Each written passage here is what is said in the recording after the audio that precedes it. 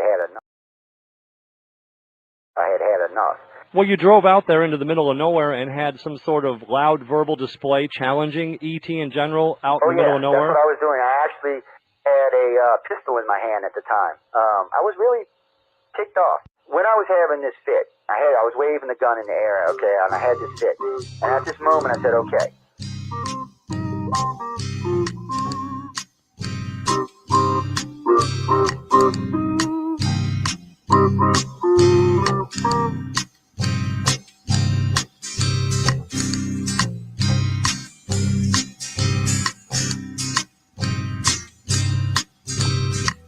He was a Louisiana man named Montaldo.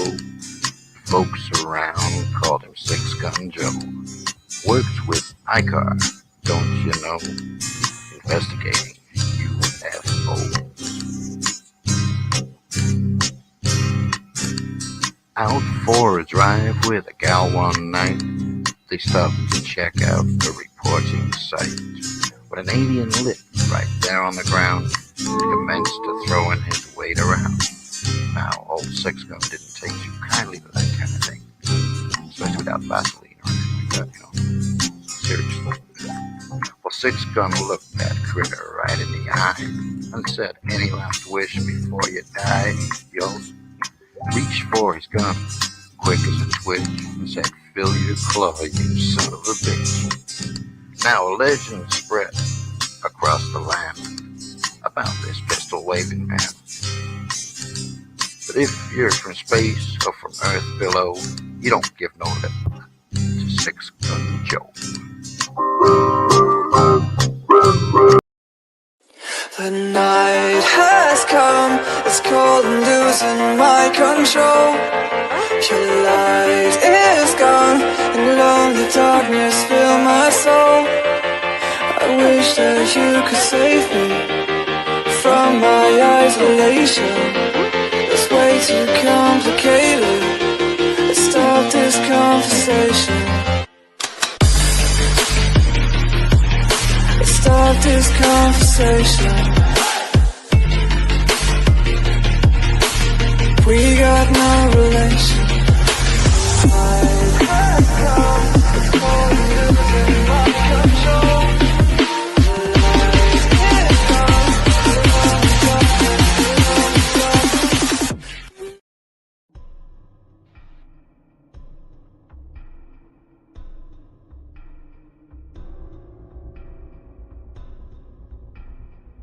Welcome to Don't Whistle at Night podcast, where Navajo legends echo in the shadows.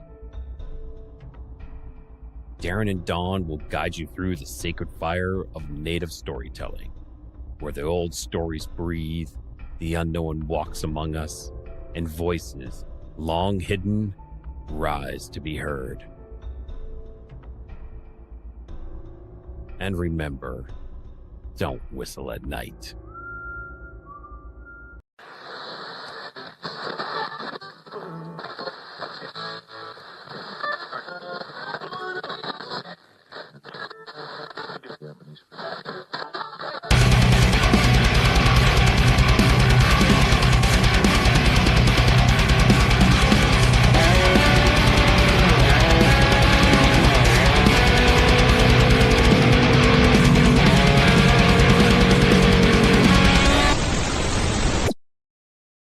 Hey, hello everybody. Good evening and welcome to the Sunday night edition of Into the Night with me, your host, Sean Kelly. I want to thank you, PRN Talk Radio, 105.3 Mississippi, 107.7 New Orleans. And also, hey, that girl, Joni, good to see you. Heidi. Oh my goodness, they're all in. Easy girl, easy girl. Oh, wow. So good. Yeah, I know. The Christmas season's over with. Good evening, Sean, from Audrey, Cass, and I. Oh, good evening, ladies. Good evening. Good evening. But, yes. Oh, wow. What a day. What a weekend. What a New Year's. What a everything. I mean, it's been kind of crazy. But you know what? Everything is going to be okay. Why, thank you, Joni. Appreciate that. So you all were wondering why I got my hair cut and my beard shaved off. I'll tell you why. Because it was the end of the Santa season. Yes, it was. And plus, I had to wear a beard guard at work, and I don't like wearing beard guards, you know. But no, it was time. And I figured, what the hell? It was getting too long, so I figured I'd shave it off. But, it's okay. I like the look. You know what I mean? Thank you, Heidi. Thank you, Joni. And I don't know. I'm just happy today. The Steelers are playing the Ravens tonight at 8:20. And everybody who's from Pittsburgh watching the show, thank you for tuning in. And I don't blame you one bit if you want to leave and watch the football game. But I know that I feel like it's going to be a good one tonight. Don't forget, Mr. Don Yazzie and his podcast, Don't Whistle at Night, will be on right after my show. Thank you, Heidi. And so whenever my show is done, feel free to go over there and give him some love. He has an excellent podcast, and it's called Don't Whistle at Night. So, how was everybody's New Year's? Did you make any New Year's resolutions? Any? Hey, Eugene, good to see you, buddy. Random tuning and raining cats and dogs here in Los Angeles. Downtime, kicking back, coffee, some weed. Thank you for the show. You're welcome, Eugenio, and welcome for being here. So, did anybody make any New Year's resolutions out there? I don't know. I didn't. Gary's going to watch the game, but wanted to say hi to my friend Sean. Thank you. Thank you, Gary. Hey, Kevin, good to see you. And I appreciate you stopping in. But I didn't make no resolutions. I don't believe in resolutions.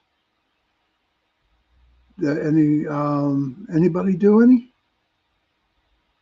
I think that, it's, I don't know. I'm only speaking for myself.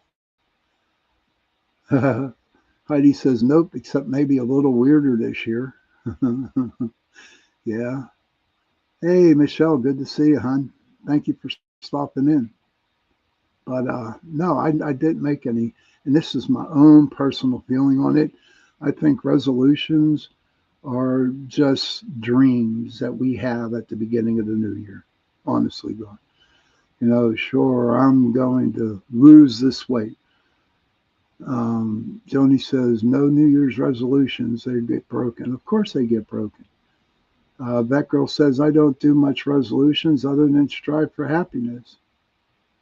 And Gary says, love the haircut and beard trim. You look 20 years younger. Why, thank you. Thank you. Well, you be careful, Heidi, when you're out there driving, okay? But I think resolutions, that you make at the quitting smoking and losing weight and all that shit, you might make it one day or 2 days, and then, you're back to doing things. And I tell you what, maybe about 10 years ago, I quit doing them because I never kept up with them. Kevin says, continue to seek truth, be honest, and definitely laugh more, but I have been on that all year. Well, keep on going, brother. But no, I mean, not 10 years ago, I quit doing them because I never stuck to them, and I just think you can, and this is my opinion, I think it's just another tradition that we're supposed to do for holidays, That's what I think it is. Well, this tradition's like really pain in the ass, you know what I mean? Because I went to bed at 10 o'clock on New Year's Eve because I was damn tired, and I slept through all the pot clanging and people screaming, Happy New Year, Happy New Year. And I missed that, and that shit didn't bother me any. Now, y'all might think on New Year's Day or New Year's Eve, I'm a type of dude, Scrooge man. But you know what? No, I'm not. It doesn't Um, it doesn't flatter me, too much. I remember when I was in my 20s, when I was married, I mean, every hotel had a New Year's Eve party going on. You go there, you pay money, including your room for the night, your dinner, your drinks. Okay. And those were like really, really big at the time when I was in my 20s and even in my 30s. And we did it. Me and my ex-wife, we did those things, and they were a lot of fun. But the week of New Year's Eve, like right after Christmas, I was checking all the newspapers out there, and you know what? None of these hotels were doing anything. Nothing. They weren't having no parties. They weren't having any dinners. Maybe couples went down to the casino down in West Virginia, down in Wheeling or the Meadows, down in Washington, PA. But you know what? It's not. It's not what it used to be like. And I know I'm getting old, but you know what?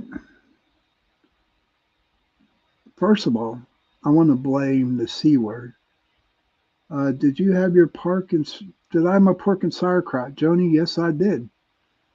And great minds think alike, Joni, because I was going to bring that up. I know here in Pittsburgh, what Joni just said, that it is a tradition in Pittsburgh that you have pork and sauerkraut for New Year's Day. And the reason behind that is supposed to give you good luck for the whole year. Um, that was on at Odell's New Year's Eve party. But that's what it is in Pittsburgh. You eat your pork, you eat your sauerkraut, and it's supposed to bring you luck all freaking year long. And I never had any luck. No luck at all. And then it's funny, Joni, that you said that. I did pork and sauerkraut this year, because, yeah, it's true, Michelle. That's what we got. That's what we do here in Pittsburgh. And my mom, she's what, 86 or 87 years old, and she wanted pork and sauerkraut. And so I had some with her, you know. But usually, for the last 10 years besides this year, I actually ate hamburger for New Year's Day. I stayed away from the pork and I stayed away from the sauerkraut because it never gave me any luck.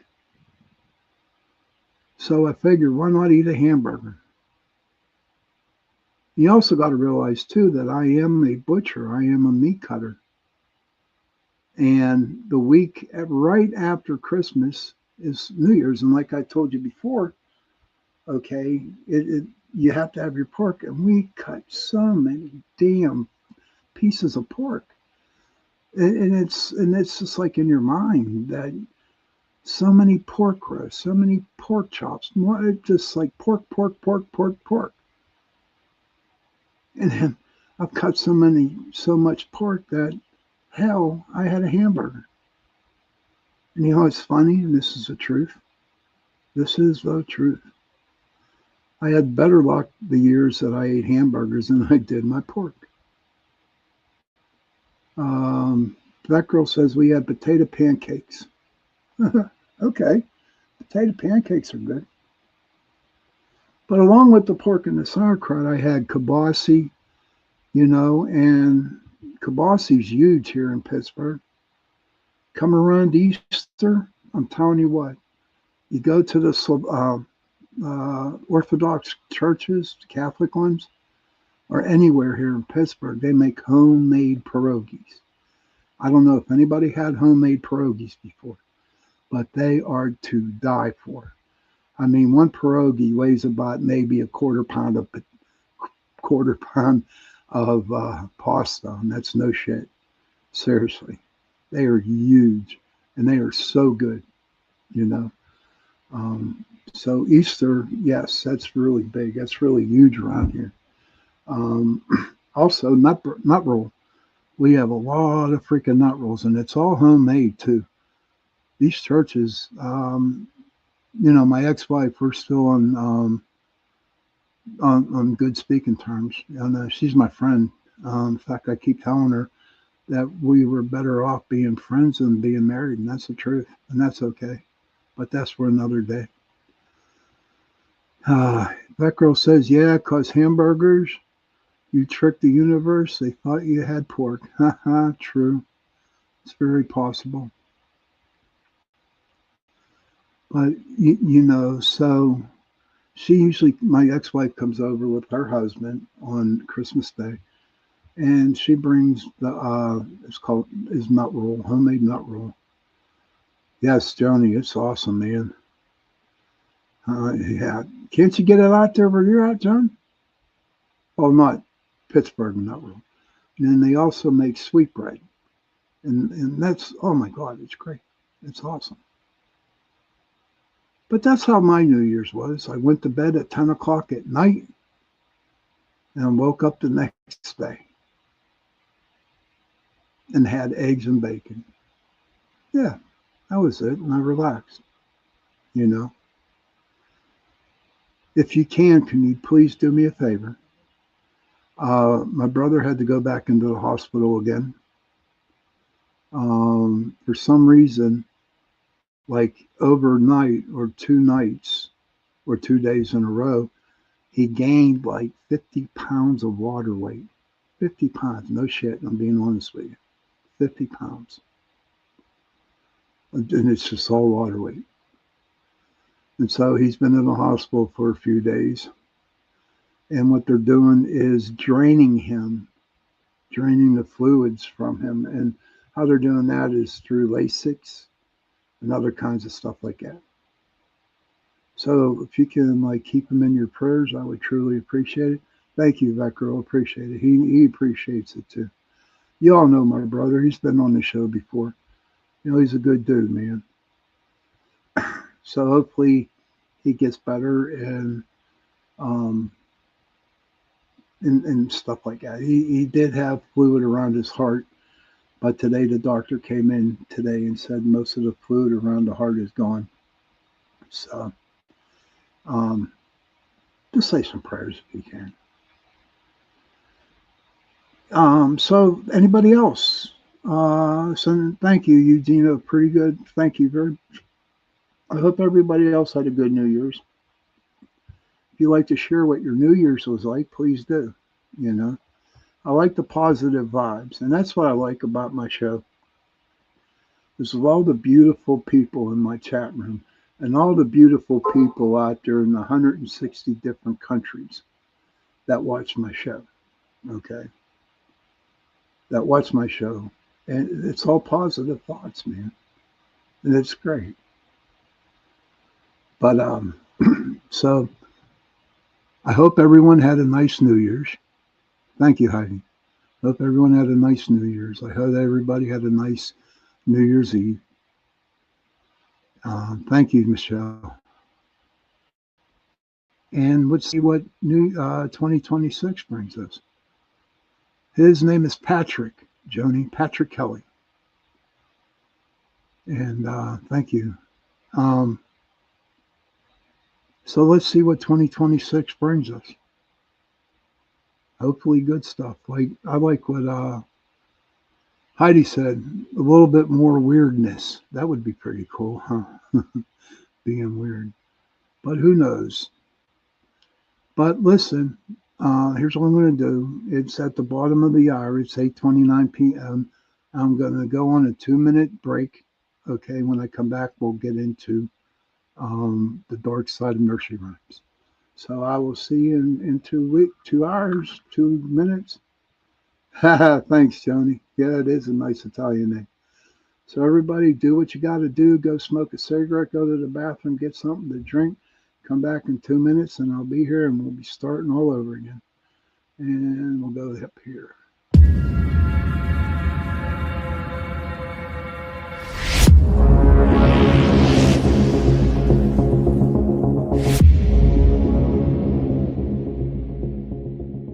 Are you ready to explore the unknown? Dive into the world of the strange, mysterious, and unexplained with Eerie Expeditions magazine. Each issue is packed with spine-tingling tales, cutting-edge paranormal investigations, and exclusive insights into hauntings, cryptids, UFOs, and more. Whether you're a seasoned investigator or just love a good ghost story, Eerie Expeditions magazine has something for you. Join our growing community of truth seekers and adventure lovers. Subscribe today at EerieExpeditionsMagazine.com and unlock the secrets of the supernatural. Are you ready? That's EerieExpeditionsMagazine.com, where the extraordinary is just a click away. Dare to. Welcome to Paranormal Heart Podcast with host Kat Ward.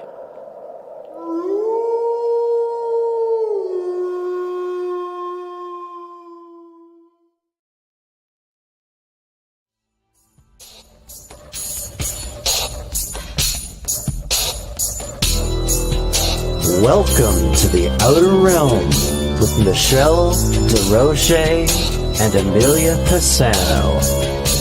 Airing live on the United Public Radio Network, 105.3 FM in New Orleans.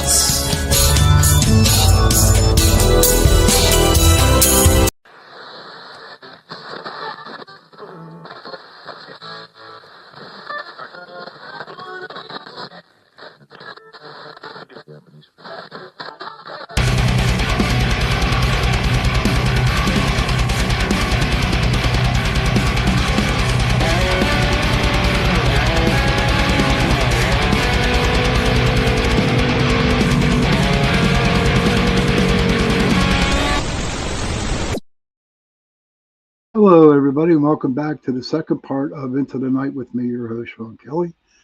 I want to thank UPRN Talk Radio, 105.3 Mississippi, 107.7 New Orleans, for allowing me to give you 2 hours a week, Sundays and Tuesday nights from 8:10 to 9:10 p.m. 2026 is going to be a good year for my show. Well, every year is a good year for my show. But you know, if you have any suggestions on what kind of guests you would like to see or any kind of, hey, thank you, Heidi, thank you, Vet. If anybody has any suggestions on what type of shows that they want, you know, just send me a message, you know, and we can talk about it. Thanks, Kevin. Thanks, Kev. But also, I want to say that if you, your business, or if you know somebody that's looking, you know, to help me out in the sponsorship program here, I would be more than happy to put their ad on my show. And if you know anybody, you know, seriously, you know, tell them to come talk to me, and maybe we can make some arrangements where we can do some advertising for them, you know. And one more thing before we get into the dark side of nursery rhymes. Don't forget Mr. Don Yazzie, Darren and Dawn.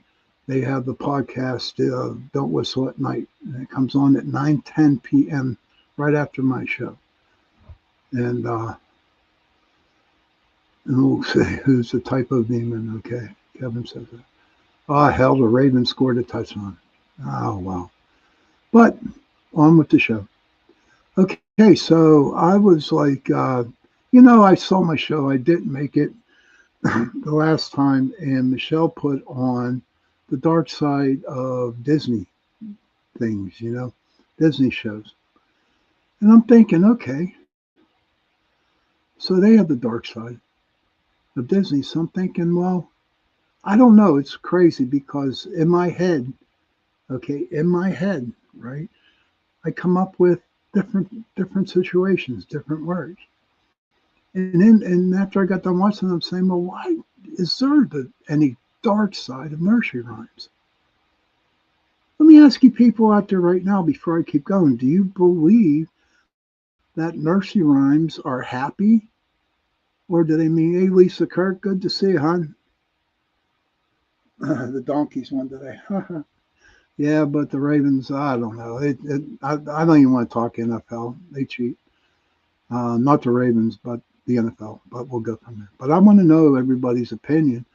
Do you think when you first started to learn nursery rhymes, did you think at all that they would have a dark meaning to them? Because I never did, you know. Oh yeah, the Brothers Grimm is great,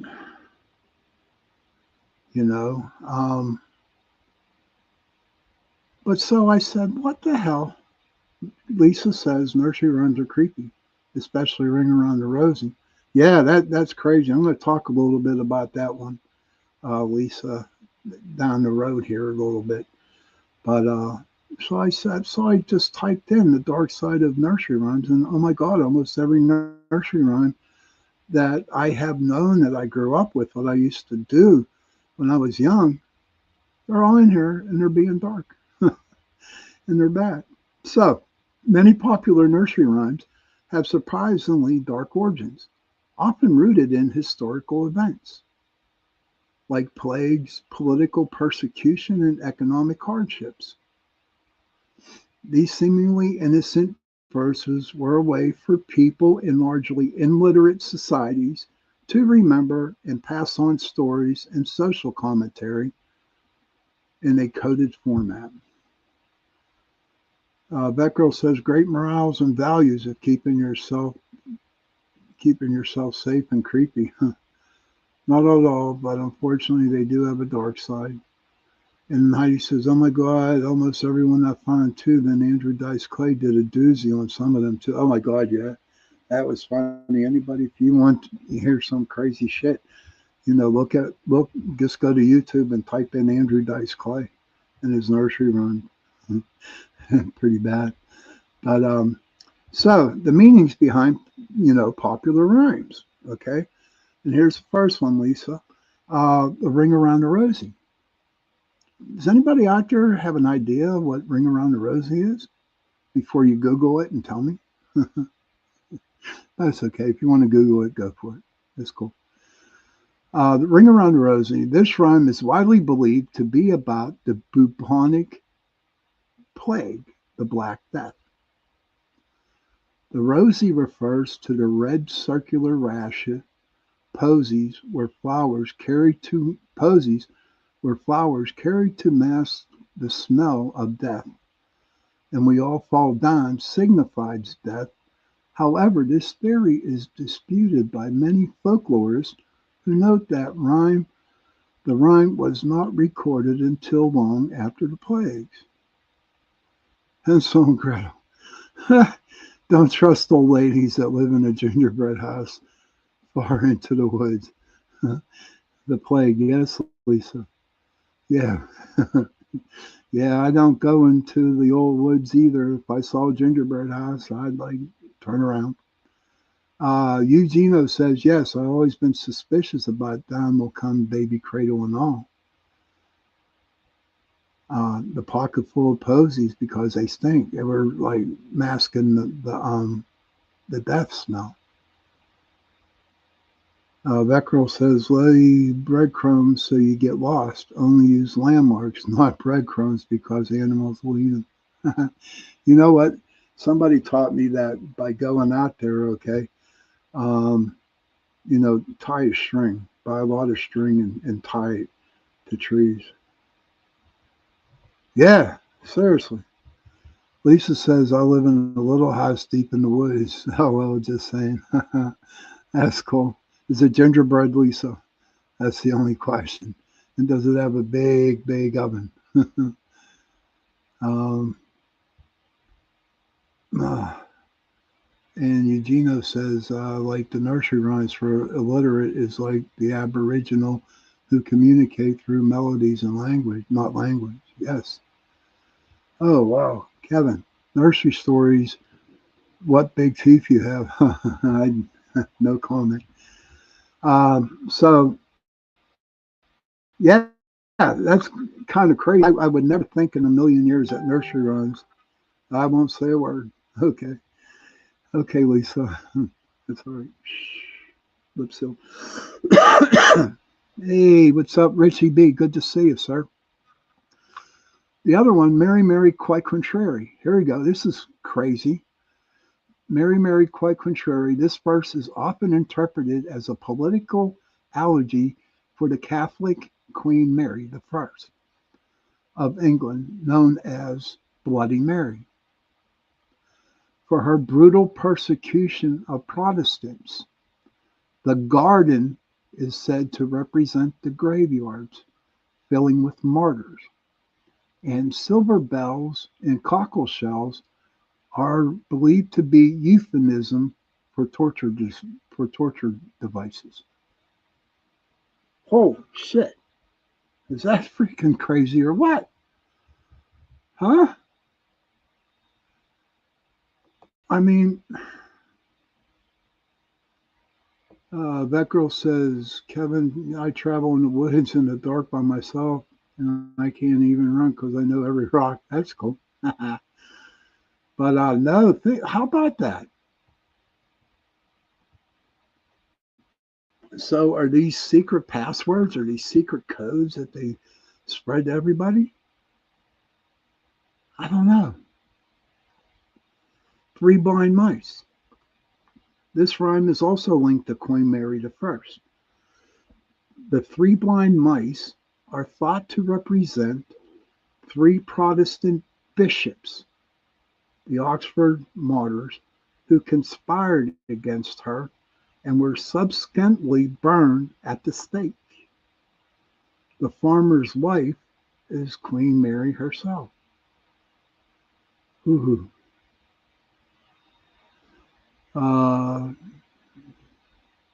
Eugenia says there's a candies in my tongue. Shall I be suspicious of these? Yeah, could be. Richie says, sorry, I've been quiet. I do watch in the background bedtime for my little ones. Happy New Year. Happy New Year to you too, brother. You're due for another visit on my show. Good evening, everyone. Hello, Michelle. Happy New Year. Thank you. All right, Richie, we'll be in contact here, pal. Yeah, I'm sorry about how they creep you out, man. That Michelle, sorry about that, dude. Do that. Sir, they are creepy. Never in a million years. Not in a million years, by singing and saying all these damn nursery rhymes, that it's like, wow. And it took me how long? 50 some years to realize this? By just having that thought in my head? Craziness. Ah, here we go. This is a cool one. This will blow you away. Bob Black Sheep. Eugenio says, yeah, jingle bells are associated with torture. Like, what the fuck? That's true. 1, 2, Freddy's going to get you. So, Baba Black Sheep. This seemingly simple rhyme is believed to be a protest against the heavy medieval English wool tax of the 13th century. A third of the wool's value went to the king, master, a third to the church, which was the dame, leaving little for the little boy who lives down the lane. Crazy. Insane. Unbelievable. Unbelievable about that. Jack and Jill.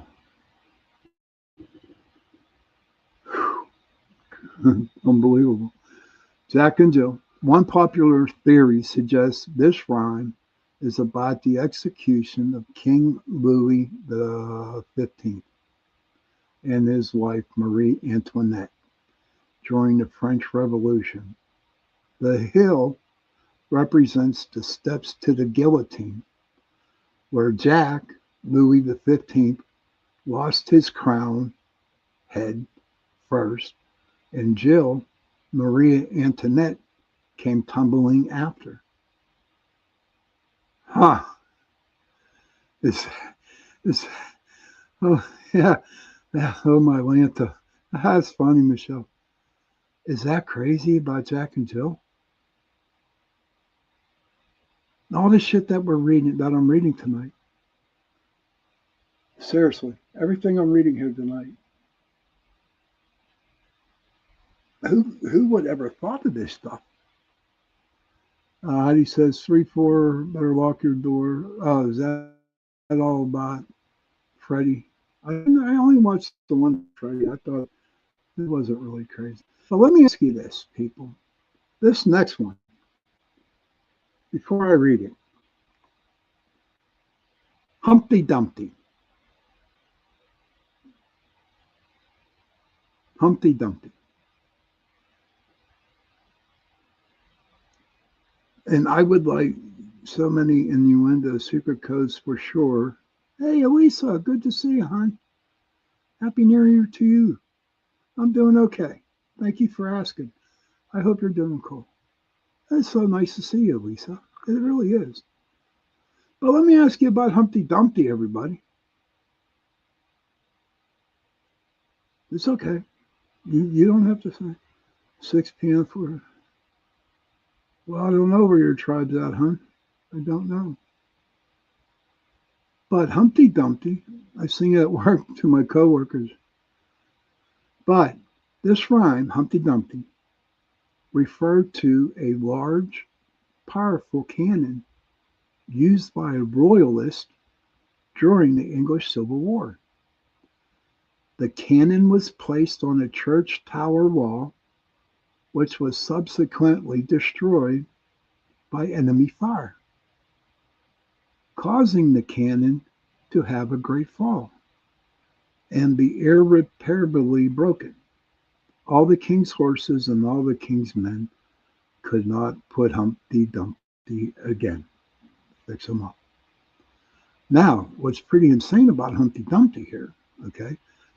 Not once in that rhyme no one mentioned that he was an egg.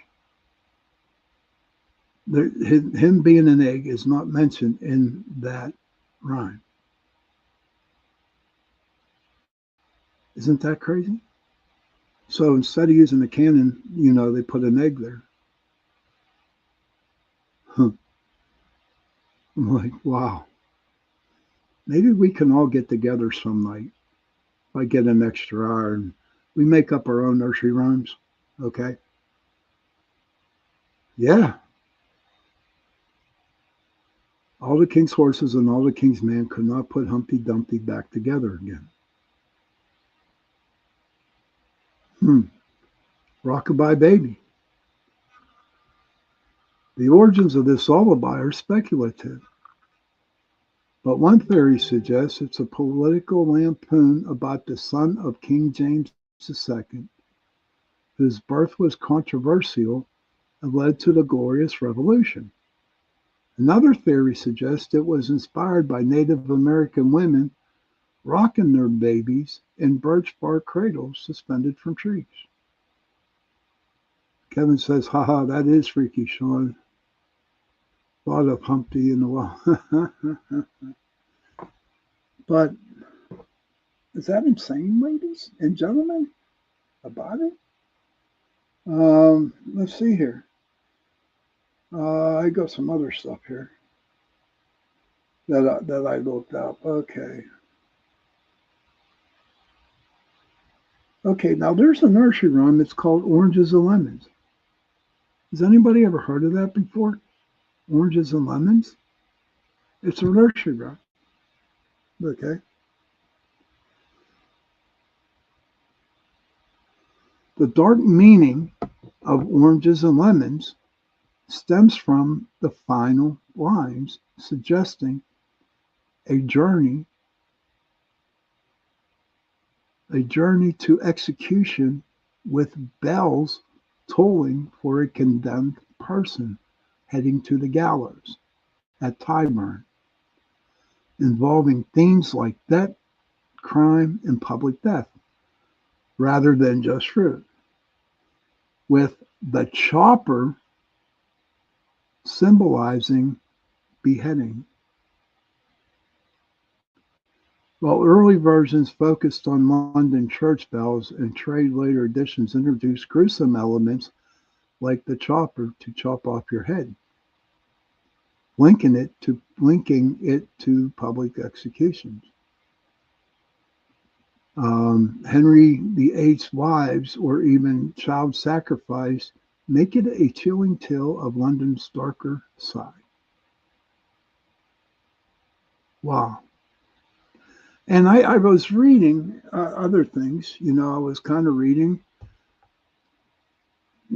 like back then, the guillotine really never worked. Okay. And so they had to do it 8 or 9 times to cut the head off by the guillotine. Crazy. What's it? Eugenia says Humpty Dumpty was an egg, UFO spaceship, and crashed on Earth.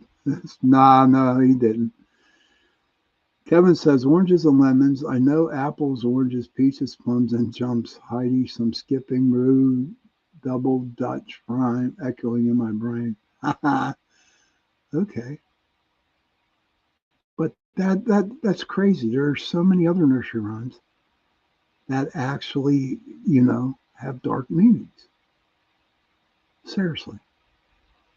And like I said before, growing up and doing Ring Around the Rosie and all the other ones, Humpty Dumpty, hell. And now what it all pertains to, I don't know. I'd like to know where people come up with this kind of stuff too, to be honest with you. I'd like to know the people who come up and maybe, take this certain, nursery rhyme and make it like that. Are these people with dark minds or dark things or dark thinking? The only one that I know that really, I can understand was Humpty Dumpty. And I didn't realize it when I read the nursery rhyme and found out that Humpty Dumpty was not an egg, but it was a cannon from Britain. And when I heard all the king's horses and all the king's men could not put Humpty Dumpty back together again. That one seems to be okay, That's not really gruesome as the other ones that we thought of, that we talked about tonight. That girl says, I need to find someone to hold the jump rope so I can double dutch. Joe Fox said, hey, Joe Fox, Jack and Joe went up the hill with 125 each. Joe came down with 250. Most of them did originate across the pond, Heidi. Yes, the majority of them did, from England. I don't know about any American nursery rhymes, but most of them are. But you know what? What I might do, Dinky Dinky Spider went up the spider spout, down came the rain and washed the spider out. Out came the Kevin. Oh, Kevin, you're feeling good tonight, huh? What's he drinking? Fat girl, did you send over some hardcore coffee over there to Kevin? I was just wondering. He's kind of losing it tonight. But I love Kevin. He's great. He's great. He makes it, he makes it nice up, for everybody. I'm not going to go there, Heidi. Pepsi, okay. But that was it about the, the nursery rhymes. How back then they wrote them and kind of like had secret meanings behind them. And I can guarantee it, if I had another show with other people, that they would be blown away about this. It really would be. But you know how the world is today. We're hanging in there. Which, ding dong, the witch is gone. Which witch? Which Which is gone. We have a lot of them in the room. We have a lot of them out there. So who are you talking about, Kevin? Who are you talking about? But no, and that's just a little bit of the nursery rhymes that we got going on today. Uh, um, I was thinking maybe. Let me ask you guys a question out there. Do you think maybe this Tuesday coming up, still talk about these and maybe find some more nursery rhymes um, that are dark? Well, I want to ask everybody that. Do you, and especially in the chat, what do you guys think? Should I do it? Do another show on nursery rhymes, or find something else? And I want your honest opinion too. If you don't want me to, that's okay. That's not a problem. Not a problem at all. So we are getting close to the end of the show.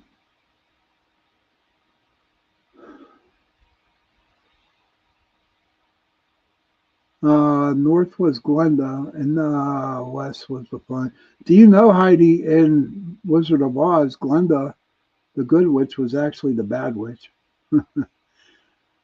Yes, indeed. Bring it on. Okay, I will do that. I will do that. But yeah, I heard that Glenda was the bad one. Kevin says, I love nursery rhymes, something magical about them. And Joe Fox says, I like learning about the nursery rhymes. Okay, I will definitely do that. This Tuesday, we'll have part 2 of nursery rhymes, and I'll come up with them. So that's good to know. I'm going to look forward to that, and I'll find some more crazy stuff. But yeah, it's the end of the night. Heidi says, so many symbolism in Wizard of Oz. Dorothy and I go way back since the 80s. Haha. Okay. I can understand, but it does have a lot of symbolisms in it. And one day, Heidi, I'm going to tell you the story how the movie The Wizard of Oz saved my life. It really did. When I first got sober, it saved my life. My son, when he was young, 3 or 4 years old, he was so cute. He loved The Wizard of Oz. He really did. And we would have to watch it 4 times a day because that's all he wanted to watch was The Wizard of Oz. But what was funny though about that, okay, whenever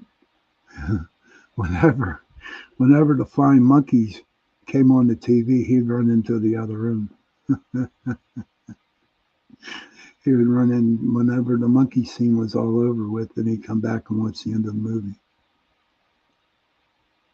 But yes, that movie saved my life, and that's for another show that I'd like to talk about.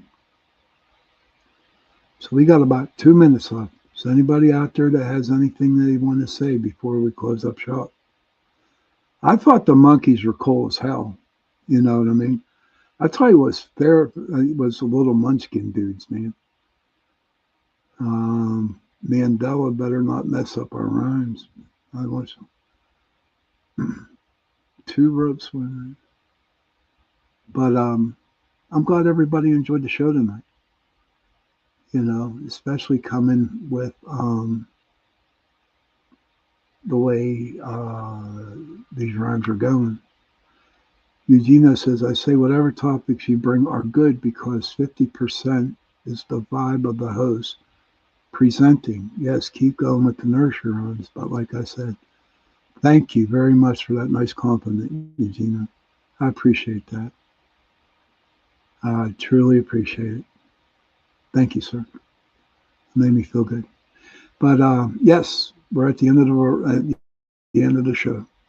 Don't forget that Mr. Don Yazzie show, Don't Whistle All Night, will be coming on about 9:10, about 10 minutes from now. Okay. And please go over there and watch him.